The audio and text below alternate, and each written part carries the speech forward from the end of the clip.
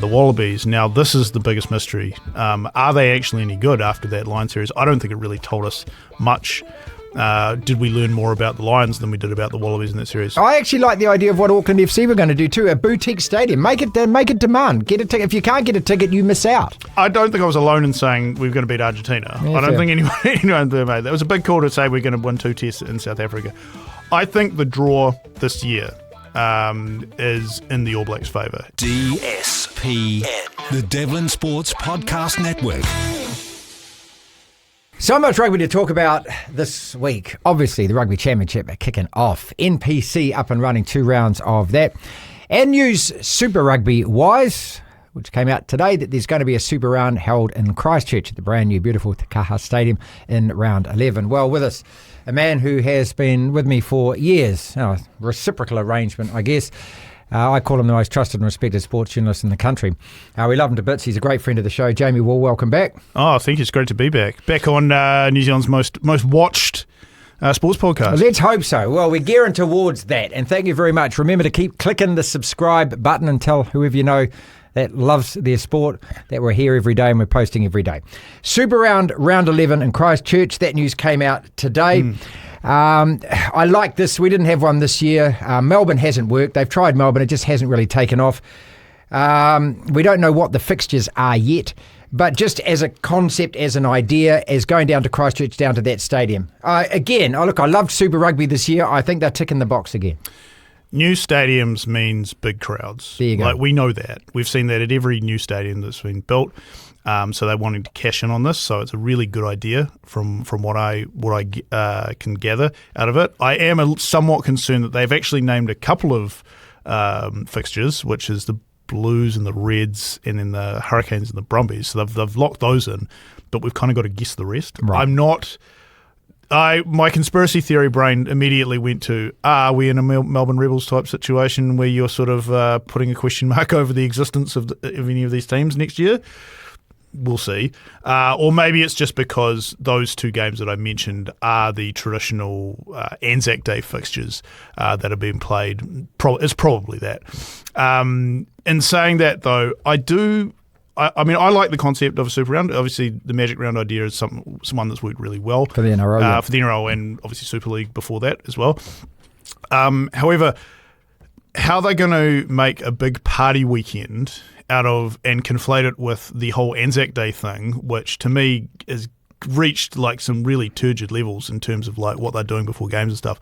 I think that's going to be a bit of a struggle for them. They've kind of got to pick one or the other on this. If they want to make it like the Sevens, which you and I remember was a fantastic event, not just because of the sporting event, but because of the occasion itself, which is the way that New Zealand Sports Administration needs to start thinking about sports fixtures again, then they really have to make a hard call on the fact that this is actually something where you and I, Lachlan, we're starting preparing our trip down there next year, right, our place to stay, what we're going to wear. What mates are coming, all of that. Exactly. Yeah. And look, you've got to isolate and separate the party side of it from something as reverent and respectful as Anzac Day as well. So I get that those 2 things don't. And to be fair, in terms of trying to create a weekend, they need to create the party weekend. It's got to be that kind of weekend, doesn't it? It's got to be a celebration of rugby weekend. It's got to be go along to the games, get on it as much as everything else, right? I mean, I'll say one thing. They've put this, I don't know if you've been down to Christchurch lately, but they've put that stadium in the exact right place to do it. Oh, yeah. Because the precinct around it is going to be absolutely humming. Don't get me wrong, I'm no fan of Christchurch, I'm no fan of Canterbury, I'm no fan of the Crusaders, but I am a fan of the stadium. I'm really looking forward to going there. And also what they've done to Christchurch. I mean, since the rebuild and that, everything they've done, I think, and I was down there earlier than the year, I think it looks really good. And they've created a walk-around central city, which is exactly what we're talking about. All right. Absolutely. NPC. 1 or 2 things you've liked so far about the NPC. I'm going to put Leicester Fainga'anuku right at the top of that list because we've all wanted to see him as soon as he's come back. He's played a game now. I mean, this opens all kinds of doors and questions, doesn't it? What does that mean? Can he rejoin the All Black squad from this point on? I don't think he technically can. In saying that, I'm sure there's a few levers they can pull to make sure he could. You mentioned Leicester, and he scored a fantastic try on the weekend. He had some pretty questionable defence, I must say, but it was great to see him back. we've all been talking about for years having All Blacks back in Super Rugby. Sorry, in the NPC. We're getting them. They're just guys who used to play for the All Blacks. We saw Lima Sopoaga, we got Aaron Cruden, and now Leicester. Leicester's probably the most relevant guy playing, but at least there's guys sprinkled across these teams whose names we know and are like, oh, I'm going to tune in. Because I tuned into that game on Saturday afternoon between Wellington and Waikato, not just because I'm a Wellington fan, because I want to see how Aaron Cruden goes. Yeah. I really want to see how a guy who's 36, who's had a very interesting career, a very unlucky career, is someone who is willing to pull the boots back on and keep giving it a go. And this is at a level, people. Don't forget, this is at a level. This is NPC rugby. It's not club rugby we're talking about. No, not at all. And I mean, I think we're getting to a point now with the NPC where there is a clear division between that and Super Rugby. Like you're watching two very different grades now. It's not a bad thing because I don't know if you saw that Wellington Waikato game. I watched most of it. There were patches where it felt like the ball was in play for about 10 minutes, and it's because the team's structures aren't quite in place because they haven't had as much time together. And they're turning the ball over a lot. And the referees are just letting it play on. Mm-hmm. And I think that game was really well officiated as well. Don't tell Ben O'Keefe I said that. But the fact that the ball seems to be in play a lot does make it a good spectator product. How they're actually going to get people along to the grounds to buy into this, that's the big question. That's the next one. Well, I think that, I think the Tauranga model is a model that, to me, works really well there. And I think that anything that just reduces the capacity of the ground and takes it somewhere. Afternoon rugby is working as well. Okay, sure, I get that, and I love seeing that, and there's down Nelson as well, like a crowd. Here's the issue with that model though. What if it works? What if it gets really popular and more people want to come in? What do you then do? Well, you wait until that happens. You got to move it back to another. Wait until that happens. I actually like the idea of what Auckland FC were going to do too. A boutique stadium. Make it demand. Get a ticket. If you can't get a ticket, you miss out. Yeah, fair point. You can't just go, hey, it's working today. Let's throw it back at Eden Park. I personally, I think that the onus should be on filling the seats back up rather than taking the seats away. I think whatever works. I liked watching Auckland versus Canterbury. I like those young players in the Auckland backline playing without fear. And look, some of the defence is questionable, as you said earlier, some of the tackling. But just those young boys and just their desire to get the ball, run with it and try and score tries. There's something quite exciting about watching that. I'll tell you one thing. That game, that Auckland Canterbury game was a cut above all the other games of the weekend. The skill level and handling, despite some horrific conditions down there in Christchurch, was really, really impressive. And that's a young Auckland team, like you said. Unfortunately for them, that's the second game in a row that they've butchered, and that they really should have won. Yes, it was a pretty fluky try that won it for Canterbury. And I don't think you'd score that in the dry. No, he would have dived and he would have stopped. That's it, yeah, pretty Instead, much. he just kept going straight up to Addington. Yeah. I think that Auckland have a team there that's definitely one that if they can hang on to those guys, they're going to be a real force in the years to come. It says a lot, though, that AJ Lamb would have been the most experienced guy on the field for them. And it's good that we can tell who he is too. Yeah, thank you, AJ, for doing that. Yeah, that's right. I was just saying another thing. You're really noticing the amount of sevens players making a real impact. Now, you've got Ollie Mathis up in Waikato, and you've got those two wingers down there, Cody Vai, Xavier Tato-Harris. Yeah, they were excellent, both of those guys. And of course you've got Leroy Carter, who's made it all the way up into the All Blacks right now. Are we seeing the Sevens program going back to being a legitimate pathway up to the All Blacks rather than kind of like its own thing that sits out to the side where these guys are only really gunning for Olympic spots? Now it feels like when you watch that All Black Sevens team, you're seeing some potential future All Blacks in there, and I think that's quite exciting. Only 2 weeks into it, we're going to start our power rankings, our vibe rankings with the NPC, okay, which means that they don't. That's not what the points table looks like. It's who we think should be where they should be in the points table.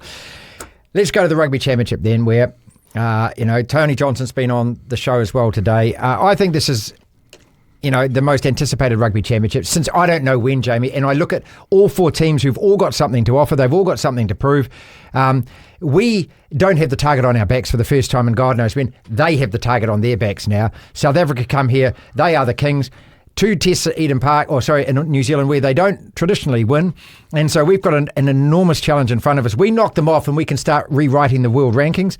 They win back-to-back games against us, and that's 6 wins in a row against us. And good God, I mean, you can't even comprehend how awful that would feel, right? And then you've got Argentina, who last year won against every opponent. You've got an Australian side that I'm not sure they'll go to Africa and win, but they're certainly on the rise. And they'll be fancying taking a test against either us or Argentina, regardless. There are a lot of narratives to this, isn't there? And it feels like it's got a real excitement about it. The reason why it's so exciting is the first time in a while the All Blacks haven't been champions, and there's something to prove out of that. Don't get me wrong, I would rather they would have won it last year, but it does make it a lot more interesting. You mentioned the Wallabies. Now, this is the biggest mystery. Are they actually any good after that Lion series? I don't think it really told us much.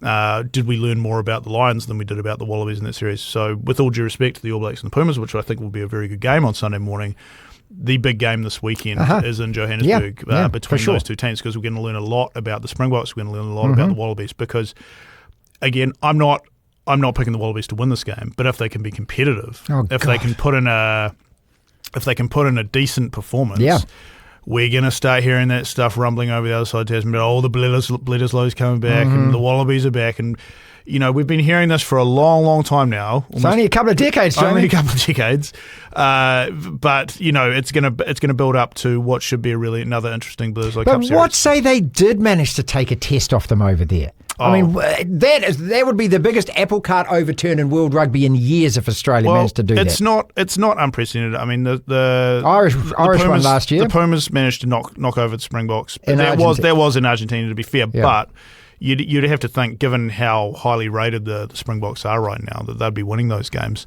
I really wonder how much, where the pressure gauge is on for this game at Eden Park, because this is shaping up almost like a World Cup final. Oh, it is, mate. This is the most important game that we will play since Paris in 2023. Absolutely, no question about it. Up until this point in time, you've not only got the World Heavyweight Championship of Rugby at stake, you've got the streak at stake, and then you've got the fact that, now I'm going to ask you a question right now.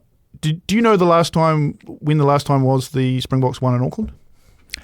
I would go back to, it wasn't, so 81, it wasn't then, so you're going back to 60s, probably the 1960s, I would say. No, you need to go further back than that. Is it 37? 1937. Is it 37? Yeah. So there's this, if you think there's a monkey on the All Blacks' back about losing the Springboks. They haven't played there that often. It's not like they've played there every year, okay? Let's give them that. But true, but we're going back to before World War II here. Yeah, right. So if that's the gorilla that's living on their back at the moment, because there's you talk about the All Blacks in Ellis Park and bogey grounds. Yeah.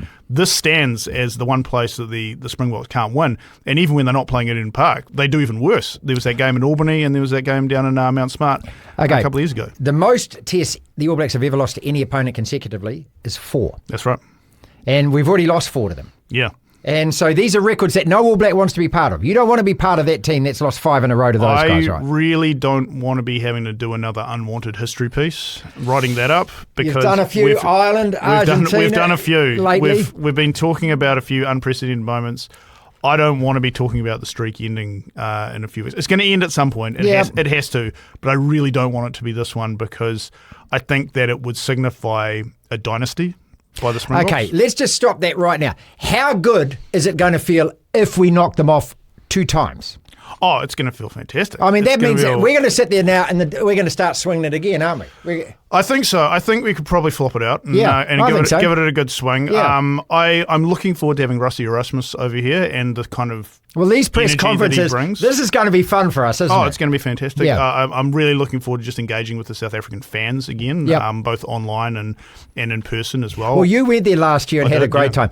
We were at the World Cup in 2023, Jamie, and in the hotel where we were staying, myself and Lachlan, by the time it came around to the final, we were the only Kiwis in that hotel. The rest of it was all Bokker. So everywhere you went, there were Springbok jerseys. You'd get into the lift, there are 6 of them in the lift with you. And I loved them. I thought they were fantastic fans, actually. I went to, before the World Cup, went to the game at Twickenham. That's right. Which we'd been told was going to be, it's going to be great because it's going to be like half and half. You know, it was about 80-20 to them, wasn't it? It was more like about 99-1. It was pretty much like going to Ellis Park. It was once they started the national anthem and you started to realise, like, no, there are no New Zealanders here at all. That's what it felt like. So I think they're a great rugby culture. Yeah, man.